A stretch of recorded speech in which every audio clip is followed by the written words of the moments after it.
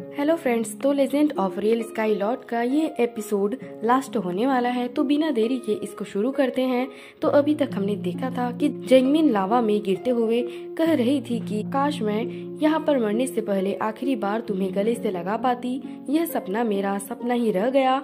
इतना कहकर उसकी आंखों से आंसू भी निकलने लग गए थे। दूसरी तरफ मास्टर जैसे ही रेडियम क्रिस्टल माइन के अंदर आ रहे होते हैं ताकि देख सके कि जैंगमिन और सियो चैन सही भी है या फिर नहीं, तभी वहाँ पर बहुत सारे लोग आ जाते हैं जिनके ऊपर रेडियम क्रिस्टल माइन ने कंट्रोल करते हुए उनको मॉन्स्टर बना दिया था। अब आगे हम देखते हैं कि वो लोग यहाँ पर मास्टर और उनके डिसेबल के ऊपर हमला करने के लिए पहुँच चुके थे। इस वजह से मास्टर अपनी पावर का इस्तेमाल करते हुए एक प्रोटेक्शन शील्ड बना देते हैं ताकि अपने डिसेबल को बचा सके, लेकिन वो सारे मॉन्स्टर बने हुए इंसान उस प्रोटेक्शन शील्ड को भी मार मार कर उसको तोड़ देते हैं, मानो कि वो लोग ज़ॉम्बी बन चुके हों। और ज़ॉम्बी बनने के बाद वो एक दूसरे के ऊपर ही हमला करते हुए उनको मारने की कोशिश कर रहे थे। बहुत ही घमासान यहाँ पर लड़ाई शुरू हो जाती है। मास्टर और बाकी लोग यहाँ पर मिलकर जितने भी प्रोटेक्शन शील्ड के अंदर क्रैक बना हुआ था उसे जोड़ने की कोशिश कर रहे थे, लेकिन बाकी लोग तो सर पटक पटक कर उस प्रोटेक्शन शील्ड को ही तोड़ देते हैं। अब तो यहाँ पर बहुत जगह से होल भी बन चुका था। ऐसा लग रहा था कि अब काम खत्म हो गया। वो प्रोटेक्शन शील्ड पूरी तरह से टूट जाता है और अब तो सारे मॉन्स्टर मास्टर और उनके डिसेबल के साथ लड़ने के लिए आ चुके थे। सभी एक के बाद एक करते हुए उनको नोच नोच कर खाने लग जाते हैं। यहाँ तक कि फायरी और किंग बॉब भी दोनों पूरी तरह से रेडियम क्रिस्टल माइन के कंट्रोल के अंदर जा चुके थे। वो दोनों भी मॉन्स्टर बन गए थे। वो लोग तो बिना मॉन्स्टर बने ही पहले से ही इतने ज्यादा खतरनाक थे, अब मॉन्स्टर बनने के बाद तो वो दुगना पावरफुल हो चुके थे। सभी लोगों की हालत खराब हो जाती है। अब तो हम नहीं बचने वाले, ये दोनों मिलकर हम सबको मार देंगे। फायरी जैसे ही यहाँ पर उस डिसेबल के ऊपर अटैक करने वाला था कि बीच में जंगली आ जाता है जो अपनी पावर का इस्तेमाल करते हुए उनको रोकने की कोशिश करता है, लेकिन फायरी ने तो एक ही बार में उसको उड़ाकर दूर फेंक दिया था। ऐसा नहीं लग रहा था कि अब यहाँ पर कोई भी होगा जो इन लोगों को रोक पाएगा। सबके सबको यहाँ पर लग रहा था कि फायरी और बाकी मिलकर इनको मार देंगे। तो वही जैंगमिन जैसे ही लावे के अंदर गिरने वाली थी, बस कुछ इंच की दूरी होती है कि तभी वो मास्टर की सोल उसके अंदर से बाहर निकल जाती है कि भाड़ में गई तेरी बॉडी, तुझे क्या लगता है कि तेरी सड़ी हुई बॉडी के साथ में मैं मर जाऊंगी? ऐसा कभी नहीं होने वाला, मैं तो सही टाइम पे निकल गई। लेकिन तभी सियो चैन वहाँ पर कूद जाता है लावे के अंदर कि चाहे मुझे लावा लग जाए फर्क नहीं पड़ता, लेकिन मैं जैंगमिन को लावे के अंदर जाने नहीं दूंगा। वह अपनी स्टिक को बहुत ज्यादा बड़ा बना देता है और उसके ऊपर दौड़ते हुए जैंगमिन की तरफ जल्दी जल्दी जाने के लिए लग गया था।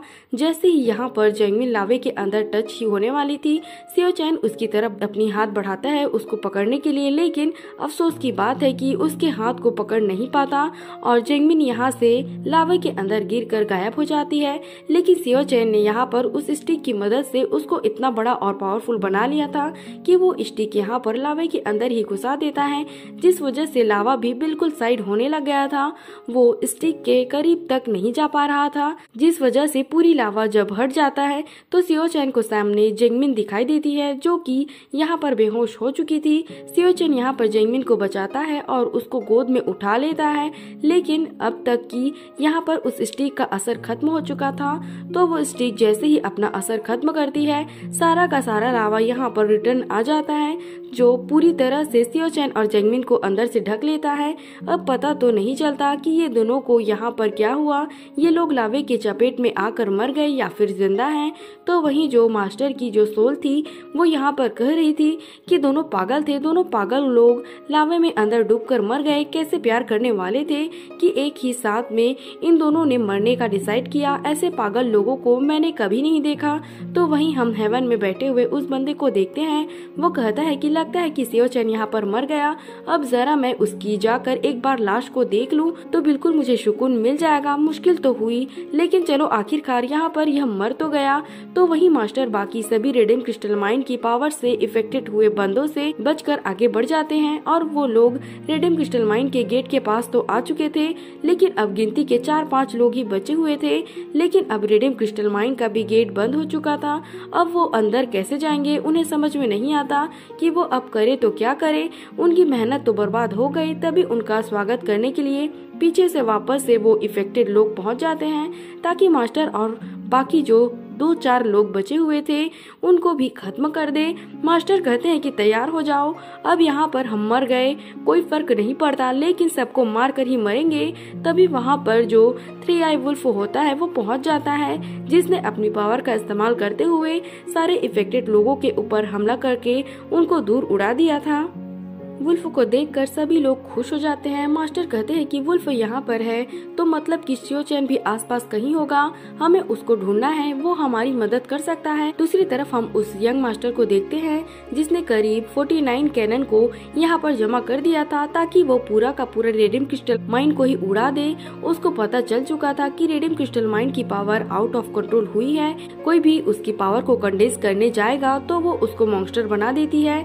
तो अब यहाँ पर रेडियम क्रिस्टल माइन को रखने का भी कोई फायदा नहीं है। इसी वजह से वो उसको उड़ाने की तैयारी कर रहा था कि रेडियम क्रिस्टल माइन को ही उड़ा देता हूँ तो कभी कोई मॉन्स्टर ही नहीं बनेगा, उसी में भलाई है, वरना कब ये मुझे मॉन्स्टर बना देगी मालूम तक नहीं पड़ेगा। दूसरी तरफ हम उसी लावे का सीन देखते हैं जिसके अंदर हल्का सा बवंडर बनने लग गया था और उस बवंडर के अंदर से शियो चैन पूरे एटीट्यूड के साथ में बाहर निकल कर आता है, जिसने जैंगमिन को गोद में उठाया हुआ था और ऊपर से उसकी जो स्टिक थी उसने उसको प्रोटेक्ट किया होता है। शियो चैन लावे के अंदर से बाहर आ चुका था। वो जो मास्टर की सोल थी उसको यकीन ही नहीं होता कि आखिरकार ऐसा कैसे हो गया, ये शियो चैन इतनी आसानी से लावे से कैसे बच गया, लावे से आखिरकार कौन बच सकता है। जिसके बाद धीरे धीरे करते हुए यहाँ पर जैंगमिन को भी होश आने लग गया था।